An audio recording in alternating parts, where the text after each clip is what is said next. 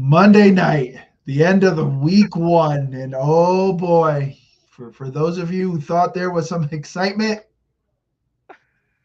okay, it's Monday night. It's Let's get Monday it night. going. All It's my Monday rowdy night. friends are here for Monday night. Troy and John. There we go. And Lisa Salters, I think, is still on the sidelines. That's what we got going right now. Bucks McGee, remember when we used to make fun of Thursdays for having the bad games of the week? For all the hype, yeah. It just feels like last year without Sam Darnold. I'll tell you this: if Sam Darnold was playing tonight, it'd be like 21-7 or something. Man, this is the defensive extravaganza. Yeah, That's what I got for you. which we kind of expected from the Vikings. But and the Bears, the Bears have the historical reputation of a defense, but we kind of if they had to pick one or the other, you'd probably pick the Vikings defense over the Bears defense, and this looks like the other way around. I don't know if the Bears defense is that good or just JJ McCarthy just isn't ready. Like I'm not trying to be rude or anything, but it's like JJ McCarthy's making Caleb look like an all pro. Yeah. I give Caleb credit for the first quarter. Okay, like 10 of 10. All right, but it was like that second half started and it was like, nah, we're just gonna go back to what it does. Let's run around, and just I don't know. It's not a good look for as far when you think of like the future of the NFL and the future of the quarterback position, and you got these two going at each other, two second-year quarterbacks, both highly drafted in the same draft class. You think like, oh, okay, this is a hype matchup. This is a hype matchup. This is how we see what the future is. These two, I mean, like you said, Caleb got the hot start and then kind of plateaued, and JJ's looked pretty awful. This isn't a good look for the future of the position. I have to give JJ a pass somewhat. This is like his first Yeah, season. He yeah. basically, he was hurt and all. But Caleb, it's like in certain drives, he's reverting back to what he used to do, which is I'm going to sit there, I'm going to run around in the pocket, and then just not even look at your progressions and just run off for 5 yards. There were a couple plays where like DJ Moore was wide open, where 20 yards downfield, but nope. Caleb's got the nail polish going and just running around. It's crazy Jekyll and to Hyde. me. It's crazy because when the game started, Caleb, the way the Bears were moving up and down the field, it was kind of Lions esque.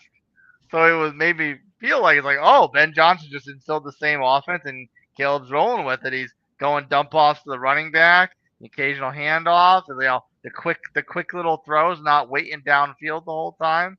And then after that, like you said, he just kind of lost focus and I was just running around aimlessly. Yeah, like I don't know what Caleb we're going to get the second half. It's just first quarter looking great, second quarter had a couple drives where he was moving the ball a bit, but just inconsistencies. I don't know. In the way that the Vikings are playing, I felt the Bears would probably have a couple more scores. It's just I don't know. Yeah.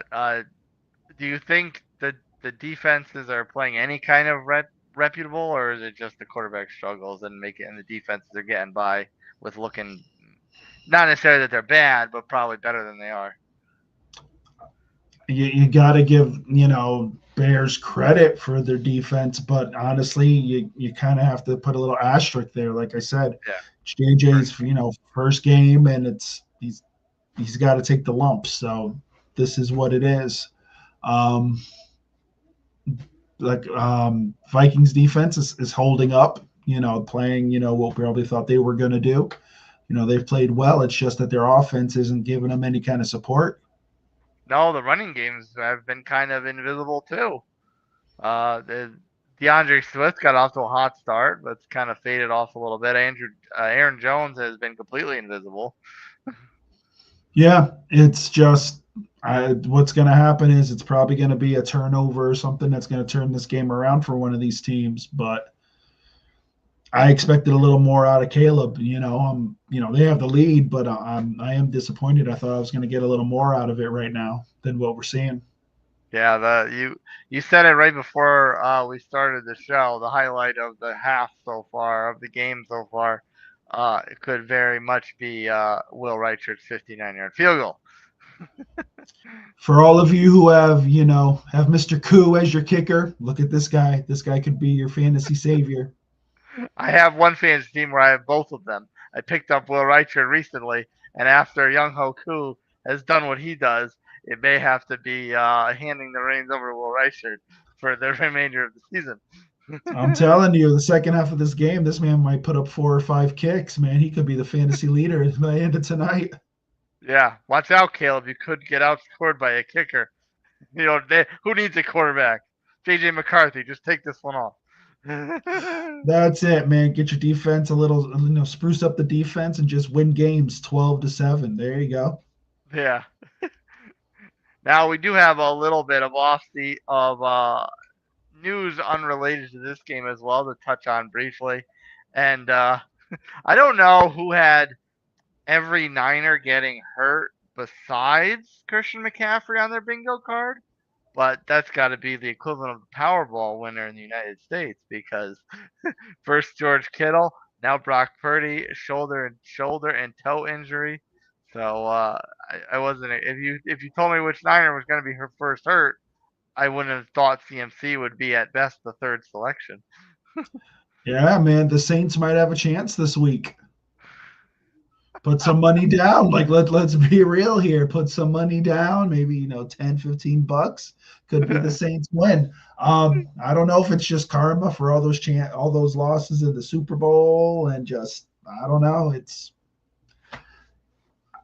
I guess if you can't have bad luck, you can't have any luck. I don't know, but yeah, Kittle's out. Jennings is beat up. They ended up signing Kendrick Bourne to replace Jennings, so it's going to be kind of like a homecoming for him. But still, like this team's in some rough shape. And if this week, the injury bug bites CMC, which I'm sure we're all waiting. We all got our boards to find out which game that's going to be. If he goes down, then forget it. It's a lost cause, and pencil this team in for last place. I don't know. Yeah, I mean, honestly, granted they were playing the Saints, but I mean Arizona, looked about as efficient as they could have. If that's kind of a tell of their season, they'll definitely wind up being better than the Niners at that point. I'm telling you, man, that's some bad juju over there in San Fran. I don't know what it is, but they're just going to have to suck it up and figure it out. A lot of heavy run. I don't even know if you heavy run CMC at this point. Bring up some practice squad players. Just get out with a victory. Win 7-6. Figure it out. But it's going to be tough. They got to get healthy because especially in that division. Every game's important. They got to stay. The Rams will probably catch fire soon. The Seahawks are, right now we're a little skittish on them, but they could catch fire. If these injuries go 3-4 games, they could be looking themselves at a hole right away. Yeah. These back to the Monday game, the way the Vikings have played. Why? Sorry. We don't have to. I could put you on the spot instead and ask you what your favorite parts about Week 1 were, aside from the Bucks winning, of course. Let's see. I'll be honest, man. That game last night was probably the highlight. Unbelievable. I love that. I thought Buffalo. Got to give them credit. Besides that, Aaron Rodgers, baby. Aaron Rodgers just sticking it to the Jets. Why not? Go ahead, Aaron. Because he was wronged for so long in New York, so you deserve that. Whatever. Daniel Jones getting his respect. Danny Dimes. Danny Dimes could be a surprise guy this year. Much respect. So there were some things you can't knock it. Like I said, it was a good. Oh, wait a minute. I'm totally forgetting Friday night. I apologize. Oh, the Chiefs going down. Herbie doing his thing, man. Gotta give him that respect, man. I'm telling you, it spices up week 2. Week 2 is spicy already. How long has it been since we've been excited for week 2? How long has it been since we've been excited for the possibility of the Chiefs starting 0-2? Telling you, man, it is spicy, man. The Raiders could be 2-0. It could go insane. Yeah. Shout out to the FLX guys for hopping on. The Bills make me wanna shout, dump my hands up and shout, dump my hands up and shout. Gotta give them credit, man. They held in, did what they needed to do, and hey, they're in the driver's seat right now. Week 2 in the AFC. Gotta give them their credit. I love the fact that every recent Giants player escapes the mediocrity and succeeds when leaving New York. First Saquon, now Dimes. So I guess we're doing the countdown to Malik Neighbors leaving, right? Yes.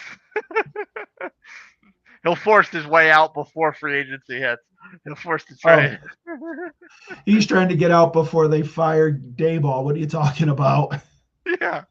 I actually found it funny that I got a notification from Sleeper Fantasy Sports on my phone today, and it said something about how, the Bills lost in the AFC Championship game, and then Josh Allen won the MVP, and then making the comparison, the Knicks lose in the Eastern Conference Championship, maybe Jalen Brunson wins the MVP. So I'm like, wait a minute, wait. Are New York, Manhattan, lower New York fans now fleeing to the Bills and all of a sudden claiming the Bills as their own? They're done with the Giants and Jets.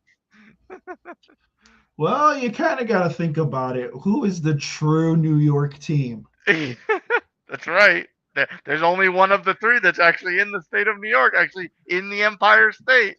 And at this point, they're like, what are the Jets giving you for the past 20 something years? Giants are on that route now, so they're like, hey, we better hop on Buffalo quick before this goes sour. Yeah. Unbelievable. Buccs McGee, I'm surprised that you said positive about Aaron Rodgers, not just because it's Aaron Rodgers, but because he wears the Pittsburgh Steelers uniform, your favorite mediocre team in the league. I had to fill up the dead air. I had to say something now. You know why? No, it's just the fact that there's all this hope in Pittsburgh, and it's all just gonna fall apart. So it's just it's enjoying the moment because knowing by week 16, 17, we're going to be like, ooh, can't wait for them to finish up 9-8. I'm sorry.